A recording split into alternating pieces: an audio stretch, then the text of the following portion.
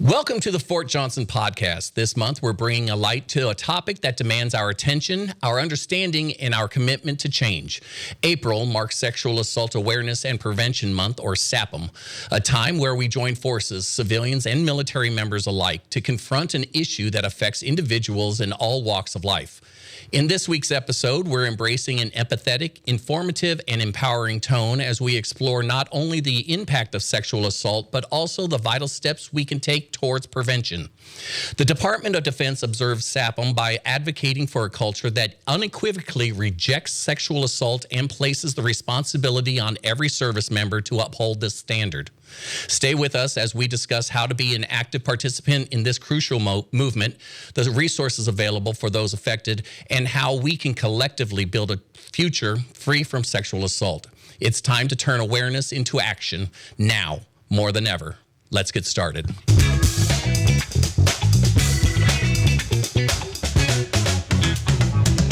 Good morning, good afternoon, good evening, whenever you are watching this podcast. I am Jeff England from the Fort Johnson Podcast Studios and the Public Affairs Office. I don't know which one I want to put first, but it's usually both of them.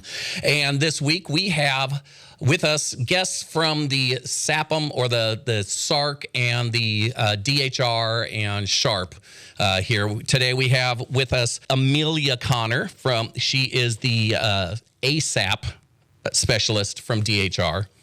And it's make sure that we got everybody. ASAP is Army Substance Abuse Program. Oh, that's right. Yeah. And next to you, we've got Chantel Williams. She's the Sexual Assault Response Coordinator. Correct. Thank you very much. Well, it's great to have y'all. And over to my right, we have Master Sergeant Binta Norman. How are you doing? You are the SHARP NCOIC. Welcome. Thank you. Thanks for showing up. I appreciate it. So we've got SAAPM is the Sexual Assault and Prevention Month. You want to explain a little bit about SAAPM? So, thank you. So SAAPM stands for Sexual Assault Awareness and Prevention Month. Happens every year, and this is something we do within our program to bring awareness to sexual assault and harassment on the installation as well as in the Army, and to try to bring a connection within the community as far as so our community knows who we are, so we can better understand how to assist and help them in their time of need. Well, that seems like a very admirable cause. It's like a cancer on our society. Is this? Have you seen an uptick in any kind of problems, or do you see more of a change in consciousness about how we look on this and preventing it? That's a good question. So for sexual assault and sexual harassment, what we are noticing here on Fort Johnson is that, yes, there has been an uptick in sexual harassment reports. Now, of course, we can't definitively say why, but we hope that is because the community has a better ability to trust us. They trust us more, so they're willing to tell us their story earlier prior to it becoming a sexual assault. And I would imagine that it's because people are more educated and aware and paying attention to this. Exactly. We have developed and brought in some great trainers on Fort Johnson that allow us to see this problem not only from the Army's perspective, but from a community perspective as well. We have a better understanding of it takes more than just the SHARP professionals on an installation. It takes everybody to prevent these type of behaviors from occurring. Almost like it takes a village. It does take a village, yes. Amelia, or can I call you Millie? I'm so used to calling you Millie. Yes, and that's fine. Okay. Absolutely okay. Millie, with the ASAP program, are you seeing that I would say alcohol or drugs or any kind of abuse like that is playing a part in these kinds of actions? Yes. So, we know just by looking at national statistics and stuff that anytime you have any kind of harmful behaviors like sexual assault, like suicide, alcohol is absolutely a risk factor in all of those, right? And when we talk about April being Sexual Assault Prevention Month, it's it's also Alcohol Awareness Month, which I think ties in very nicely, because not only can we get after the excessive alcohol use, right, which will then hopefully have an impact in a good way, decrease the sexual assaults, because I think they go hand in hand. Because when someone is impaired, they make choices that they wouldn't normally make, or can't make choices at all. Absolutely, Yep. right. And then obviously, if you have two people that are impaired, right, number one, they can't consent, right? So then you take away that whole consensual act, and so if one person is impaired, they may be more assertive or aggressive, and someone else might be more passive, and so that you just don't make the same decisions when you're under the influence of alcohol that you do. And so, in other words, it just increases those harmful behaviors. Yeah, I've seen in movies and, usually comedies and parodies and stuff where the future has forms that you fill out before you go out on a date or anything like that. What if they both are under the influence, and is it still, because somebody told me once that it was the first person to report it. Is that how it is, or is there more to it? Well, of course, there's more to it. Back in the day. Back in the day. It has been a while since I've been on the market, so. That may have been the rule of thumb back then, but now with the advances with CID, the drug and alcohol, SHARP, the advances that we're making, the changes that we're making in all our programs, we have a better understanding of it takes more than the first person to report is who was sexually assaulted. If something like this happens, I would consider that an abuse of the substance. Well, and something that Ms. Williams and I were talking about yesterday, right, is that one of the things that if I'm the victim of a sexual assault, me being under the influence, that doesn't make it okay for me to be assaulted. Right. Right. So, in other words, it's never okay to be assaulted. Absolutely. And so, from my perspective, right, my part of it, the Army Substance Abuse Program, is getting everyone to understand that when we're under the influence, we don't do things that we normally do, right? Or we make choices that we wouldn't normally make. So, if we can get people to not drink excessively, right? If it was just that easy, hey, right. just don't drink so much. And that doesn't take away, right? Like whether you are or are not under the influence, it doesn't take away from the fact that you were assaulted. And we don't ever want to put blame on anyone. Exactly. Right? Whether I'm under the influence or not, it doesn't give you the right to assault me in any way, shape, or form. Right. So one thing that we do harp on is there is a contributing factor. Alcohol is a contributing factor to sexual assault, but it does not cause sexual assault. Correct. Right. The only person responsible for that assault is that offender. And we know, based on the what Miss Amelia teaches us, is that awareness, judgment, all that comes into play when we're drinking. So if we have a better understanding of that, then maybe we can make better choices when it comes to sex and alcohol, which is what it boils down to, sex and alcohol. Which we really shouldn't mix at all. Yeah. That's like sex and firearm, or no, Alcohol and firearms. Right. Maybe either one. Yeah. It sounds like a crime over there. Sex and firearms. Oops. Oh, it sounds like a good band. No, that's Love and Rockets. No, never mind. So the SHARP program, that you're the NCOIC of Sexual Harassment and Response Program. What would you say is the biggest difference? Well, the biggest challenges between the H and the A of SHARP, the harassment and the assault? The biggest challenge? Yeah. Something I see that has changed since I've been a part of the program is like the people coming forth with the delayed reports. And I think that's good because they're trusting the leadership and even the program.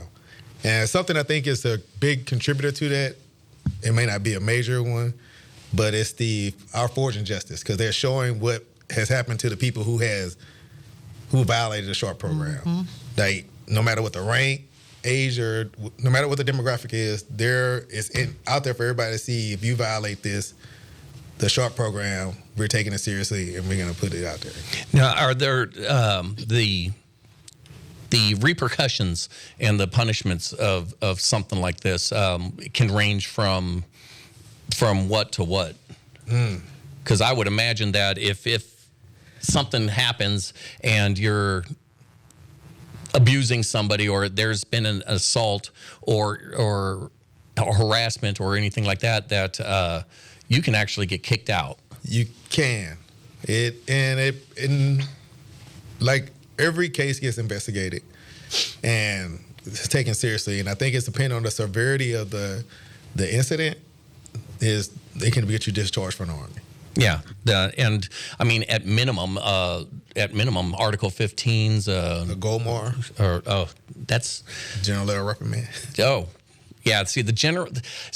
I'm so used to just LOCs, LORs, Article 15's, and court martials, or courts martial.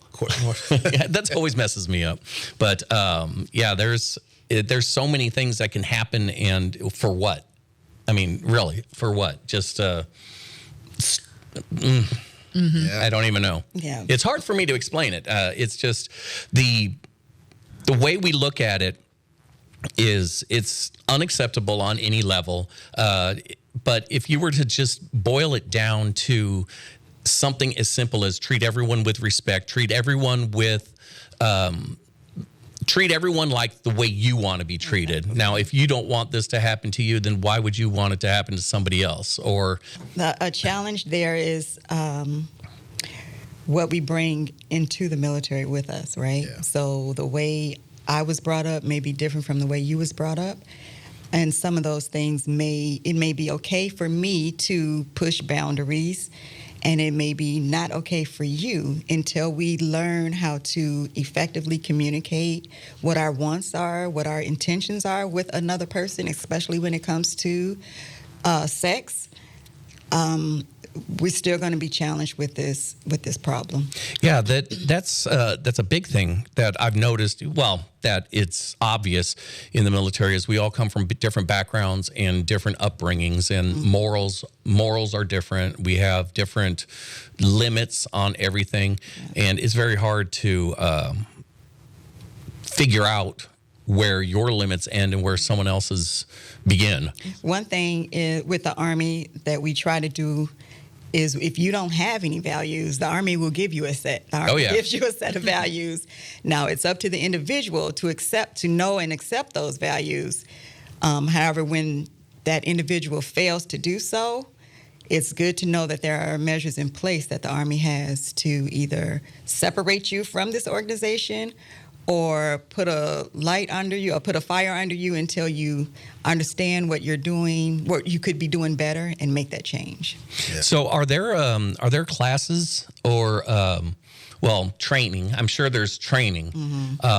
And there's the more I think about it, the more deeper down the rabbit hole I go.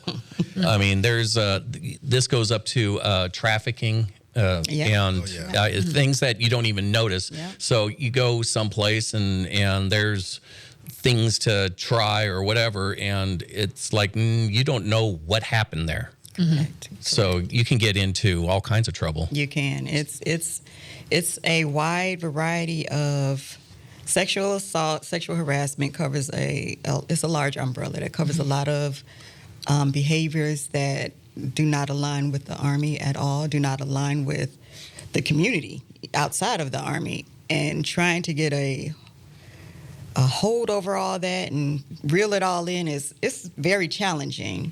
But the more we educate our community, the more we provide training to our community, the more we try to connect our community to show that we are here for each other, right? This is our community.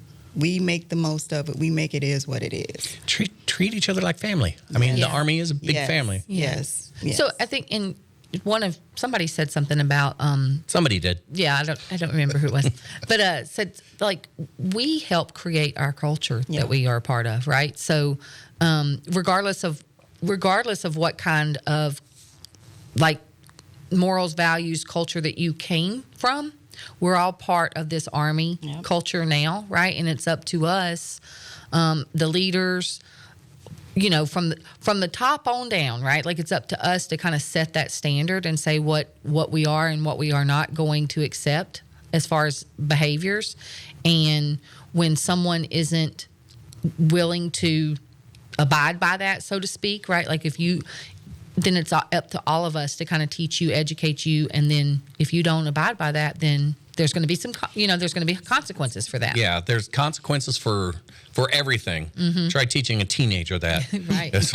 But you know what? I think I'm glad that you said that, Jeff, because I think that's kind of where it starts, right? Like as parents, as people, as leaders in the military with junior soldiers, right? We have to set the example of what right looks like as far as how we're going to treat people with respect and dignity, right? And if we show what is respectful, regardless of what setting we're in, regardless of anything like that, then we're teaching the next generation that, you know what, it's not okay to put your hands on someone without their permission, or it's not okay to make a lewd comment. I think that's helping create the culture that's going to then see a decrease in those kind of high-risk behaviors. Yeah, the one thing that I've noticed is the uptick in, letting our soldiers know what their options are when they see something like this happening. Like, let's say we're down at the bar or something like that,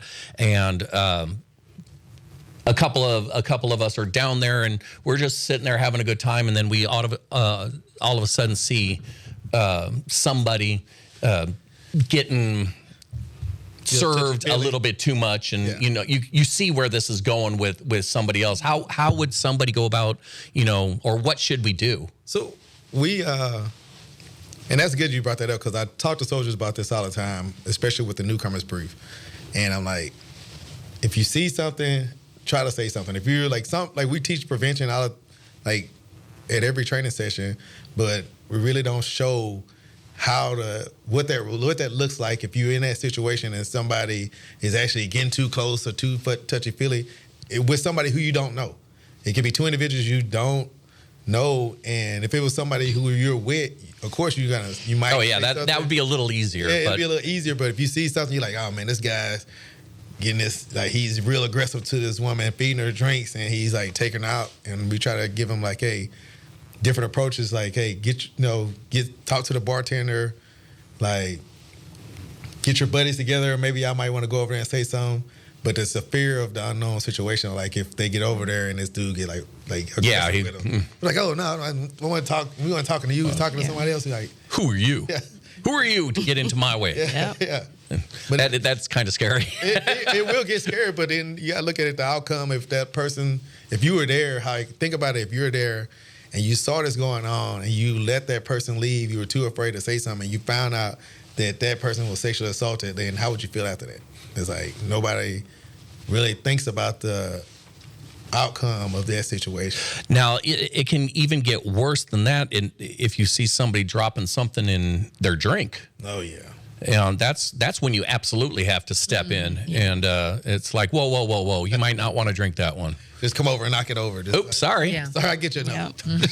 This was contaminated. It's contaminated. It's all over the floor. Sorry, I'll buy you a new one. Yeah. Bystander intervention is something the SHARP program is big on. We do teach our community ways to intervene when they see something and they interpret that behavior as harmful. And even the command is big on it, because they reward, when that comes to their attention, they reward those individuals.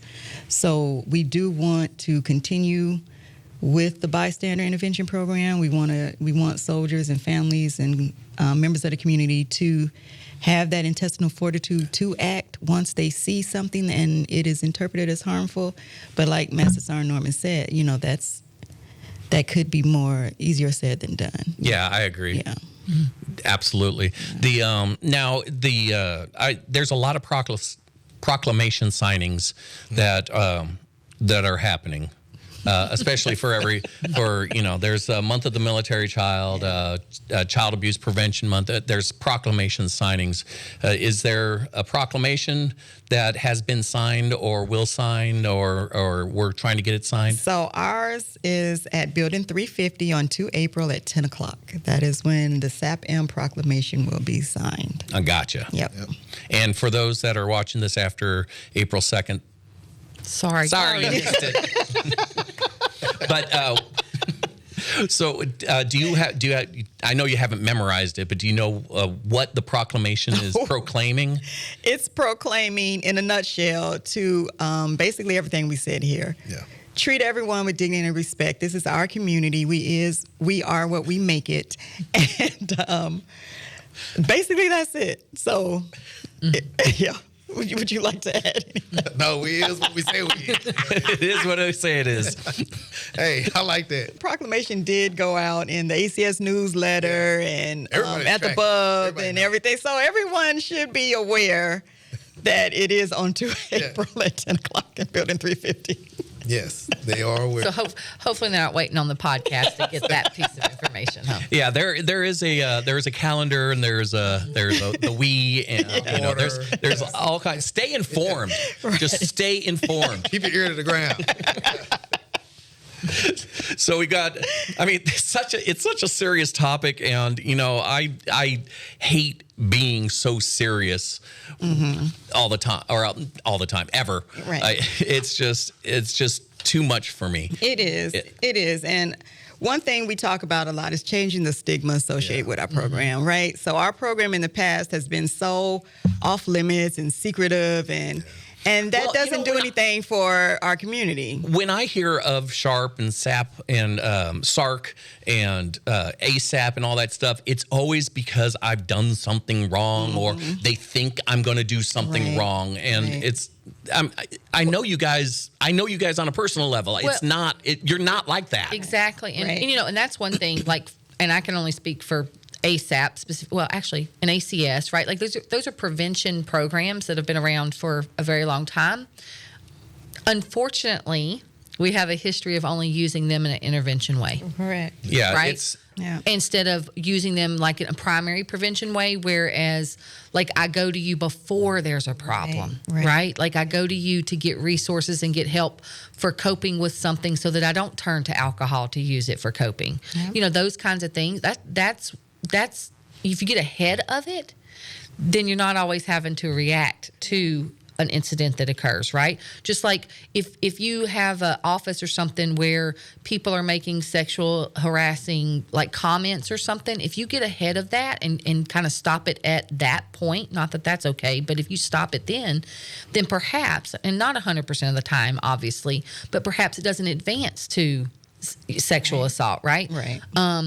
And so again, like that's what I think where bystander intervention comes in a lot of times. If I don't have, if I don't feel comfortable speaking up when someone's making a lewd comment or a sexually kind of aggressive comment towards me, if I don't feel comfortable, but you overhear it, right? Like because sometimes people don't feel comfortable saying, you know what, don't talk to me that way. Right. And it doesn't have to be confrontational when you do step in. I mean, you don't have to do it like right there in front of the person that they offended or anything. So I've been in that room where somebody made that comment before, and I think that when the comment is made, they're looking for someone like who's gonna say something first. Oh, I don't know. Let's see the SHARP NCOIC. I'm looking like you are looking all the way over here. Right. No. Sometimes it's hard, right? Yes. Like to. Not for me, but because I never had a problem really saying anything to anybody, like especially like within defense of someone else. Yeah. But it's. You think about a junior soldier or a new employee, don't really know the culture or the climate yet, and they see or hear this type of behavior going on, and they may assume it's okay. Yeah, it might be a little harder for like a private to say to a staff sergeant. Yeah, especially if you're brand new, like you're brand new to Fort Johnson. You don't know anybody, right? and somebody's making comments or saying, well, that's what you think is okay, right? Like that's right. And we don't want that. Exactly. We would never want that, you know.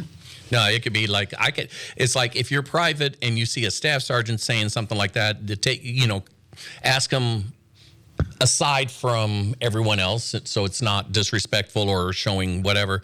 But you can ask them. It's like, so is that the kind of stuff that I can do around here? If you saw me doing that, would that be okay if I did it? And maybe that's an awesome way to look at it. Yeah, you could just ask them a question. Just ask them. Is that the standard here? Yeah, that's. So if it's okay for you, it's okay for me. Exactly. I see the mass sergeant over there like, Hey, it may not go that way, but it's gonna end. It's gonna start off that way. It's going to end somewhere. Might start out in public, but it's going to end behind closed doors here. but going back to like if I don't know that my comment was offensive, then how are you then going I to know? continue to do it. Yeah. Right? Until someone calls me out and says, hey, it's not okay to say stuff like that. Then at least then I'm aware of it and can do different if I want to do different. It's slowly changing the culture. Yes. Completely. And especially when we talk about changing the culture, and we look at it like the Army's getting younger by the week, pretty much. And like with respect look different from us than it looks different to us than it do to the younger generation. Because I hear them talking. When I hear people talking, I'm like, yeah, I don't get it. I don't get it. I don't get it. And sometimes I don't understand it. I had to Google it most of the time and be like, all right, let me see what this person's telling me. Like, stop the cap. Yeah. Right. But it's like, they're at work and then everybody wants to get off and want to unwind. And for me, it's like the social norm for them. Like, if you look at the music videos, it's like it's pretty graphic. So it's like they grow up with it. Like when we were younger, we didn't have direct access to the internet. Like, you can watch a music video anytime you want. You gotta no, you had to wait. You had to sit in front of that TV and wait for it to go. Yeah. Yeah. Now you gotta do is push rewind, and somebody they can show that to. Like, wait to show all their buddies. Everybody can sit around and watch this, and then they show it to a younger generation. Mm-hmm. And it's like showing, like, even though we got, it's like putting that message out there, like, that's only on TV. That's not supposed to be, that's not the way it should be, or that's not the way it is. But people actually think that that's the way people live. Right. Like, a music video. And soldiers I see at the Class 6 on a 4-day weekend, like, trying to stock up. Yeah, with a grocery cart. Right. Like, for real. Like, trying to stock up. And I'm like, man, like, I hope they're going to make a good decision. That's all. Well, and that's the thing, Master Sergeant, like, when they're under the influence, they're not going to make a decision. Like, none of us do. Right. Like, if I'm under the influence, we don't make the same decisions, right? And I'm not saying that you can't have a adult beverage. That's not right. But just understanding our consumption levels and understanding how tolerance works, I think, goes a long way, so that people understand that just because you don't feel the buzz doesn't mean you're not mentally impaired. I like those classes when y'all show like how much alcohol, like how much alcohol can impair you. Like, yeah, people don't know that. Because here's the deal. Like, some people have been drinking for years, right? Like, that they've been drinking since they were 18, 19, 20 years old, right? And so their tolerance is higher. And all that means, all that they're thinking about is my physical tolerance. In other words, I can drink X amount before I feel it. Yeah, but try to breathalyzer. That's not going to work. Exactly. And your mental tolerance level doesn't climb that fast. So, in other words, I'm mentally impaired, so the decisions that I'm making are impaired even if I don't feel it. So you might feel fine, but you're not making decisions with a clear head. And so, and especially people that have a really high tolerance, you could be at a 0.12, which is well over the legal limit, right? And quote unquote, feel fine. And so just getting people to that education piece so that they can be kind of more aware of the amount that you're drinking, even though you might not be driving under the influence, so you think you're doing so responsibly, doesn't mean you're making the best decisions when you're out and about. And I don't even need alcohol for that. I don't make good decisions ever. But I'm sure there are some hotlines to call that we should make aware. So yes, for a report of sexual assault on Fort Johnson, our hotline is 337-531-1848. And I'm glad you brought that up because one change to our program is back before there were a number of battalion SARCs and victim advocates throughout a battalion that a soldier could go to for help. So those positions have been removed. So now throughout the Army, the only positions are full-time positions at brigade levels. So on Fort Johnson, we have a total of 7, 4 SARCs, 3 victim advocates that can be reached specifically by that hotline number. That is how we want anyone who needs to report, anyone who needs assistance, we want them to reach out by calling that hotline number. Now it's 531? 1848. 1848. Well, I appreciate all of you coming in. And I hope it's a very uneventful. It's the first time I would say that. It's like, hey, happy Awareness Month, but no, this one is kind of more. I would rather have you guys be really bored at work. Yes. Yes. But I appreciate everybody coming in, and I hope to have you back here very soon, or to come back and we can talk some more. Sounds good. Sounds great. All right, I appreciate it, and I appreciate all of you out there that watch the show. And I hope to have you guys click that subscribe and notify button down there. And we'll be seeing you next week for another exciting episode of the Fort Johnson podcast. I'm Jeff England, and we'll be listening at you later.